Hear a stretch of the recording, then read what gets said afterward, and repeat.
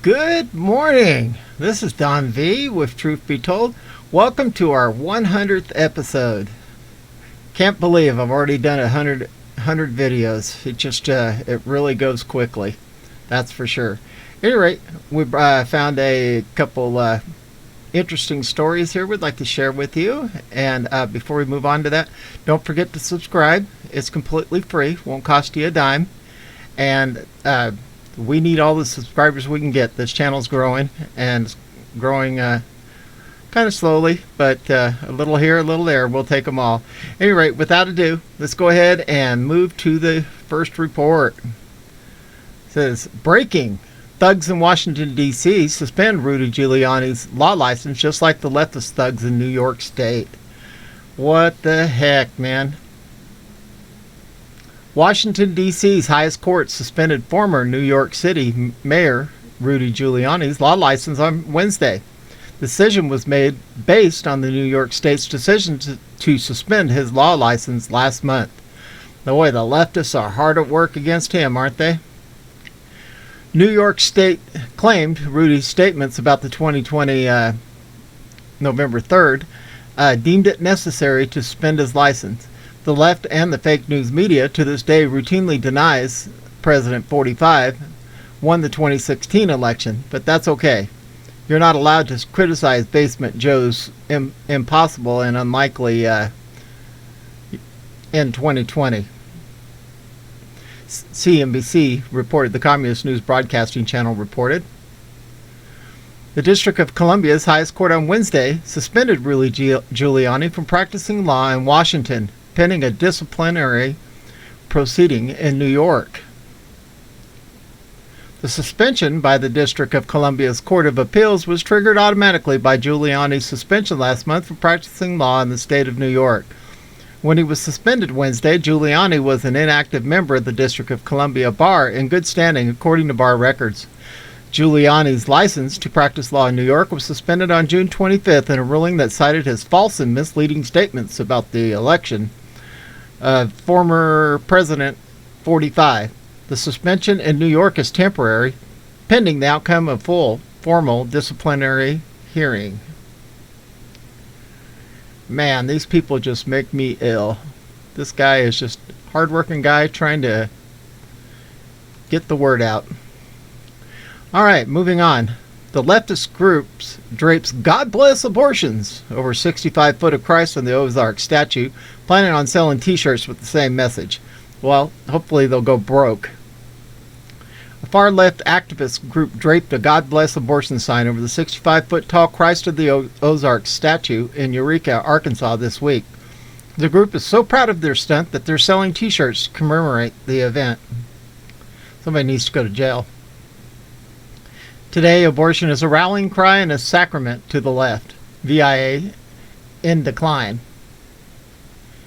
The renegade activist art collective, In Decline, has unraveled its latest piece of protest art directly on top of the iconic 65-foot Christ of the Ozarks monument in Eureka Springs, Arkansas.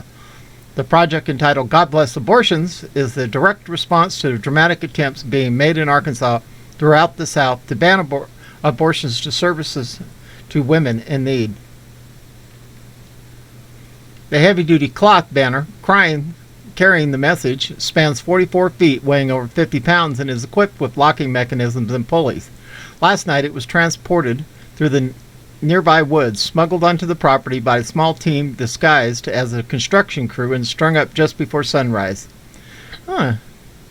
Private property, I wonder. This is not the first project the collective has unveiled pertaining to this issue, and it is unlikely to be the last. In an effort to raise support funds for the Arkansas Abortion Support Network, In Decline will be selling commemorative God Bless Abortions t-shirt throughout their website. I'm not helping them. In Decline is also planning on releasing a series of original NFTs based on their viral project entitled The Emperor Has No can't say that word. This project, and then it gives an address. I'm not helping that neither. All right, moving on to the next one. A veteran says, "This is not what I gave 3 limbs for. This is not the country I swore to defend." Feds attacked veteran Brian Kolfage again, charging him for making an error in his amended tax report. Once the Department of Justice goes after a target who's pro-God, pro-family, and pro-American, they never stop. They attack again and again, and if the person is an American war hero, they attack them as they're working for communist China. Never in our country's storied history have we seen so much corruption in our government. No case exemplifies this like the Fed's attack on war hero Brian Kolfage. 2020 arrest. The media reported during the unimpressive DNC production in 2020 and only a few days before the RNC that New York agents had arrested Steve Bannon, Brian Kolfage, and 2 others for charges related to them building a segment of the wall on the southern border. The news media was primed with fantastical stories of crimes in the court of public opinion. What big media didn't report on was Kolfage's past. A senior airman, Brian Kolfage, while on his second deployment for Operation Iraqi Freedom on September 11, 2004, was severely injured by a bomb in Iraq. Somehow Brian survived, but he lost both his legs and an arm. One of the most severely injured soldiers in U.S. history to make it. This hero went on to get married and start a family. Then he joined forces with Steve Bannon and others to build a wall on the southern border, and they did. They built a wall with donations from people across the United States of America. Then came the abuse from the corrupt Justice Department. As we reported last year, 15 members of the New York United States Postal Inspection Service showed up on Brian Kolfage's doorstep to arrest him on August 20, 2020. It took 15 officers to arrest triple amputee war hero in a wheelchair at home with his wife and 2 children. On August 20th, at least 5 cars, all the New York State plates, showed up outside war hero Brian Kolfage's house. Out came 15 United States Postal Service agents, armed and ready. Multiple vehicles appeared and some raced down Kolfage's drive and agents got out. Then a half a dozen or so agents exited their cars from the street and marched down his driveway towards his house. Oh, this just makes me ill. If you guys want to watch this video, I don't know if I want to see it. I'm going to go ahead and play it for you.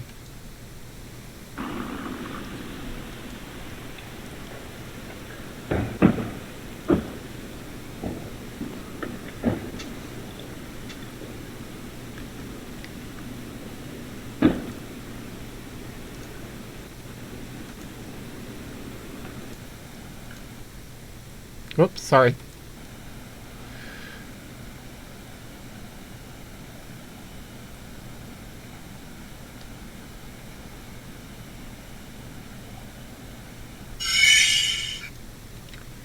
This just makes me sick that they can do this to this guy.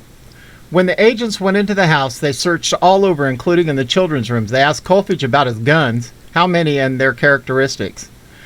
They allowed Kolfage to only take his medications with him and then took Kolfage outside while his 2 children huddled in the room with fear. What happened next likely violated numerous articles of the Americans with Disabilities Act.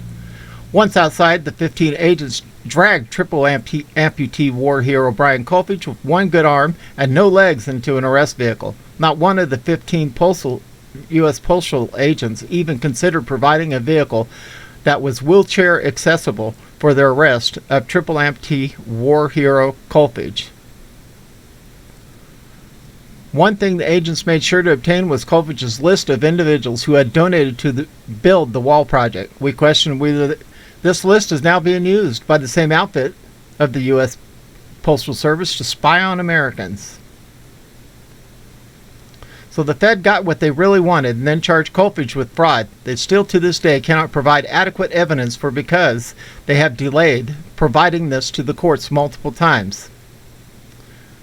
More charges from the Fed. The Justice Department in May announced it was charging Brian Kolfage with tax evasion. Brian Kolfage, whose work with Steve Bannon to raise money for a U.S.-Mexico border wall, resulted in federal fraud indictment last year, faces new fraud charges. Kolfage, a disabled Air Force veteran, was indicted in Pensacola, Florida this week for filing a false tax return fraud. Federal prosecutors said that Kolfage received hundreds of thousands of dollars from different organizations, including We Build the Wall, Inc., which he deposited in his personal bank account. We will investigate and prosecute those who falsely misrepresent their income, whether by traditional evasion or failing to disclose charitable contributions diverted for their personal gain. Jason Cootie, acting U.S. Attorney for the Northern District of Florida, said Thursday in a statement. The charges carry a maximum sentence of 20 years in prison. Kolfage, 39, is scheduled to appear in federal court in Pensacola on May 27th. His attorney, Harvey A. Steinberg, didn't respond to a request for comment. But the feds appear to be reaching again, according to Kolfage in a statement. This is just more political targeting by the DOJ and the IRS. They know we build the wall case is not coming through like they thought it was. The charges were all phony and with malicious intent to interfere with the election. This is their modus operandi. They actually brought tax evasion charges over me filing an amended return in the same year. My tax returns were all correct and filed in the same tax year as they were due. They are bringing federal charges because I didn't file an extension. That's the real story. This should be a civil fine at the most for being late to complete the full filing. But because the DOJ and IRS have been weaponized and operate on a two-tiered justice system, the real criminal, Hunter Biden, will never be indicted. Well, yes, he will. Today, the feds attacked him again. These are not fair indictments from an honest DOJ. They are attacks Kolfage shared with us. The corrupt Biden administration is continuing their games by weaponizing the IRS and DOJ to target conservatives.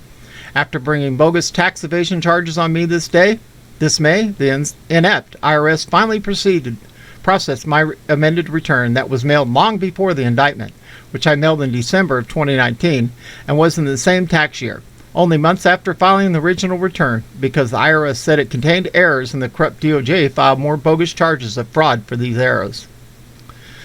This is 100% proves that I'm being targeted, and it has to be for my political beliefs and building the wall. How am I evading taxes by doing everything right? Everyone has errors. This is not what I gave 3 limbs for, and this is not the country I once vowed to defend. We're living under tyranny, and we see that with the January 6th imprisonments today. The corrupt IRS did this under Obama, and now they're doing it again. We cannot allow this to continue. The elite like Hunter Biden are the real criminals, and we haven't seen a single charge from the Biden DOJ. Of course not. Kolfage is right. Filing an amended return is perfectly legitimate. Being targeted for filing an amended return is not legitimate. The real crooks are the ones pushing bogus political indictments. You can help Brian with his legal fees at this website, fightforkolfage.com.